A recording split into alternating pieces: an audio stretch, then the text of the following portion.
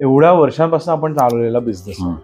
आजकाल आपण पुण्यामध्ये बघतो की नवीन नवीन एका वर्षात बिझनेस बंद होऊन जातो. फूड रिलेटेड असो, लॉजिंग रिलेटेड असो किंवा केटरिंग रिलेटेड असो. काय तुम्ही एक तर सजेशन द्याल आणि तुम्ही काय चॅलेंजेस फेस केले हे जर आम्हाला सांगू शकता? एक 8-10 वर्षापूर्वीपर्यंत मध्ये असा काळ गेला, ऑक्युपन्सी हळूहळू कमी होत होती. अदरवाईज साधारणपणे 1980 ते यू कॅन से 2005 जवळजवळ ही 25 वर्ष एकही दिवस एकही रूम रिकामी नसायची, असा ट्रेंड होता. म्हणजे त्याला असं उलट वाटायला लागलं होतं की लोक आता म्हणतील नाही तिकडे जागा मिळत नाही, ट्रायच करू नको, इतकं फुल असायचं. पण नंतर जसं असं पुणे शहरातले ट्रॅफिक जॅम, पार्किंगचे इश्यू, आमच्याकडे तर पार्किंग तसं बऱ्यापैकी कमी आहे, म्हणजे बरोबर नाहीच.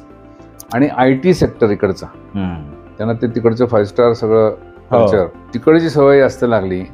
आणि ऑनलाईन बुकिंग, त्याच्यात आम्ही मग स्विचवर झालो. आमच्या घरातल्या ज्या नवीन पिढी आहे, ऑनलाईन बुकिंगचं एक साईट काढली, पॅकेजेस वगैरे, आमची वेबसाईट पण आहे. त्याच्यावर आम्ही सीझन प्रमाणे जसं बदलतो ना, बरोबर डिस्काउंट, त्याप्रमाणे प्रोग्रामिंग केलं आहे. ज्या दिवशी रूम जास्त रिकाम्या असतील त्याची जास्त डिस्काउंट ऑफर. करेक्ट. त्याच्यामुळे ऑक्युपन्सी आमची एकदम सुधारणे.